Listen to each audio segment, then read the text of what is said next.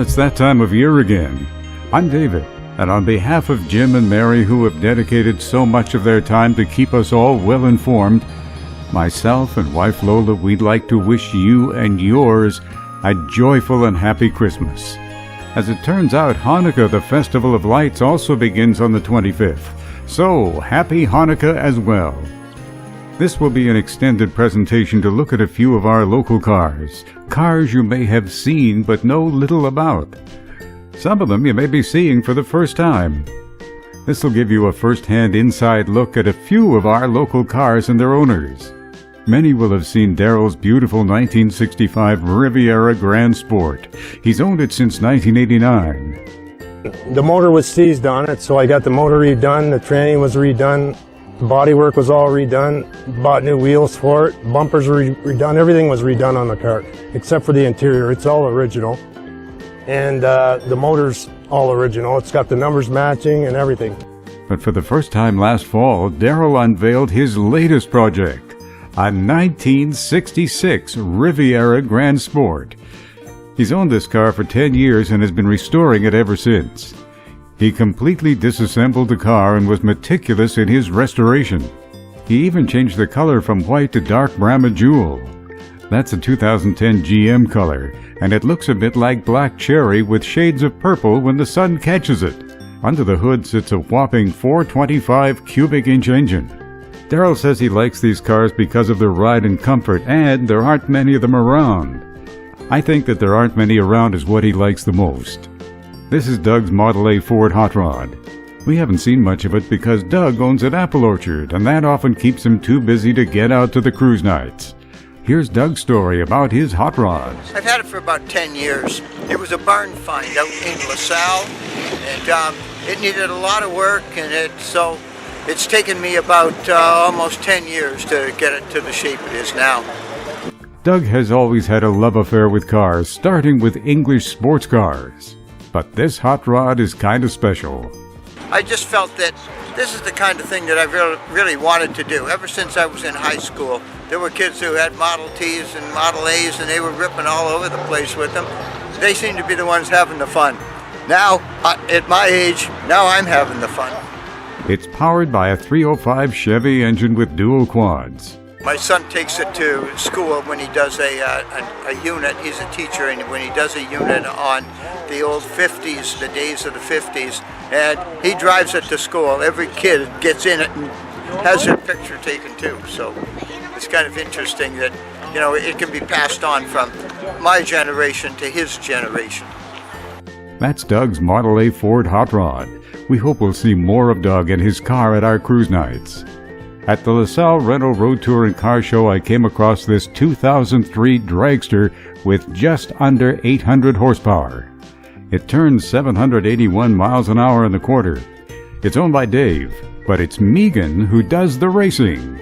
Oh, I love it. I do it every weekend. I've been doing it for 12 years. Way to go, Megan. Keep on having fun.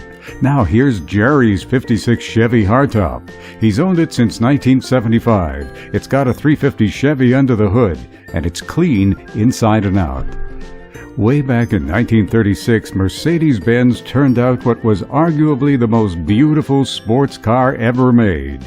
This hand-built 100-horsepower supercharged classic was designed only for the ultra-rich. Since the Depression was in full swing, there weren't many ultra-rich around, and so only 34 of these cars were ever built. Today, an original 500K would sell for well over $10 million. When Fred bought this repro of a 500K more than 20 years ago, he didn't get much to work with. When I bought the car, I got the fenders, I got the cowl section, I got the grill shell, and I got the frame, which was a 1972 Ford frame, which was in pretty rough shape. I don't have any early photos of the car, but Fred tells me it wasn't a pretty sight. Slowly and carefully over a long 4 years, he rebuilt the Mercedes from the ground up. Well, to get the frame in good shape, we pulled the body off, and I had to rebox all the frame with new sheet metal and do a lot of body work on it. When we sanded it down, there were hundreds and hundreds of pinholes after we got through the gel coat to try and get the body straight. It was really wavy. Along with everything else, the 351 Cleveland engine that came with the car was pretty well junk. So Fred bought a donor Camaro with a 350 engine and transmission, which he used in the car. A great many grassroots innovations went into this Mercedes along with years of sweat equity. The result is what you see here. This is Art's 1981 Durango. There aren't many of these around. In fact, this is the only one I've ever seen. They were a special order car that started out as a Ford Fairmont Futura. Ford made very few of them. Most were shipped off to Los Angeles to be converted into a possible competitor for the downsized El Camino. This is a mighty rare car. Best guess is only about 200 were made. Nearly all of them in 81, but a few were turned out in 82. It came with a factory-equipped 200 cubic inch inline-six engine. Art can give you more information about his rare Durango. There's George's 64 Meteor Montcalm. It has a 390 engine. Earlier, George owned a 64 Meteor, a blue one that he sold to buy this one. It's in nice shape. And I think Terry is the owner of this bright orange 1973 Cougar drag car. It's equipped with a high horsepower 427 and burns race gas. He brought it out last September, and that was the first time it had been away from his property in 7 years. Back in its day, this car was taken to shows all over North America and won many prizes.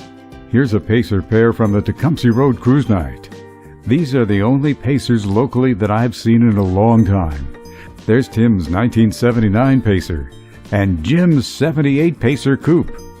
Tim's car is an automatic, while Jim's is a standard on the floor. Now more information on the Pacer than you'll ever want to know.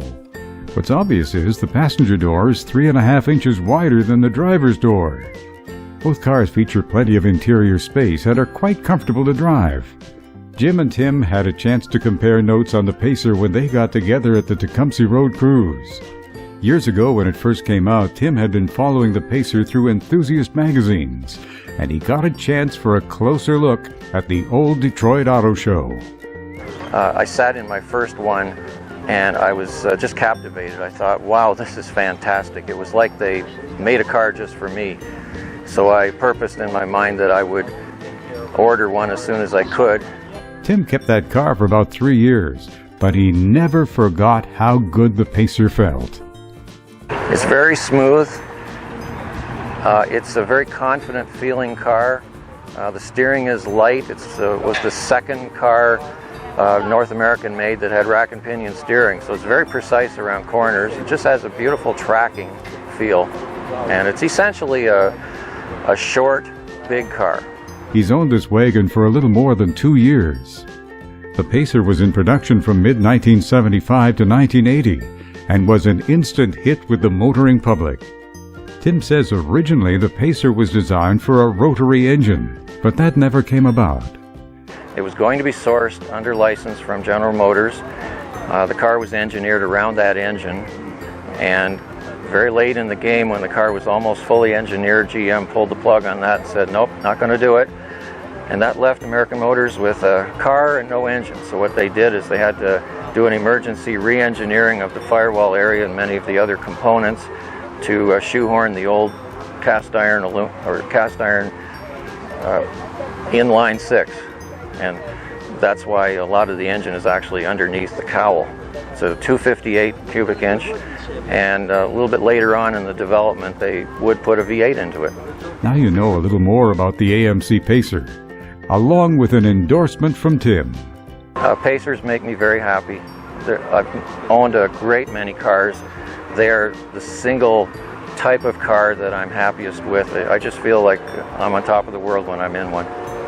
This is Kevin's 56 MGA. It's a predecessor to the MGB. He's owned it for about 8 years and took 5 years to restore it.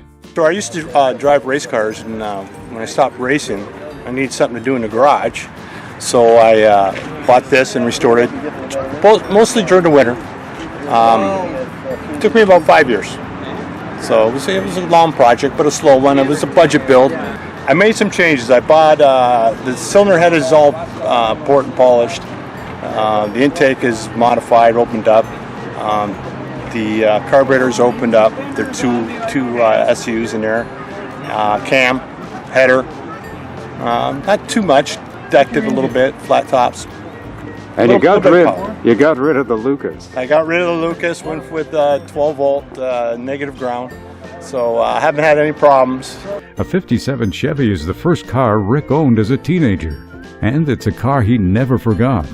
And so later in life he took on the project of restoring another 57 Chevy. It's a dressed-up 110 with all the bells and whistles. It took Rick and a friend 4 years to complete the restoration. But what they ended up with is a car that is far better than when it was new. Riding in this car is made all the more enjoyable by top-of-the-line comfortable seating. It's from Buick Riviera, 6-way seats, all power, and very comfortable. Under the hood is a 327 350-horse engine. Couple that with a 4-speed transmission and there's plenty of excitement when Rick puts the pedal to the metal out on the open road. That's Rick's dressed-up 57 Chevy. I have no idea who owns this 61 Chrysler Imperial, but I love this car, if for no other reason, because it's so unusual. It was spotted at the Alette Avenue Cruise. Chrysler Imperials of this vintage often rusted out prematurely. That's something Chrysler worked on to resolve. For 1961, this was the style of pure luxury. The tail fins on this car were the most exaggerated ever, even topping the 59 Caddy in height. Headlights hinted at a throwback to the 1930s. In 61, Chrysler came out with a new elegant grille, and there's no question that this 4-door hardtop fully embraced early 1960s styling. How long will it take to restore a classic car and do it right?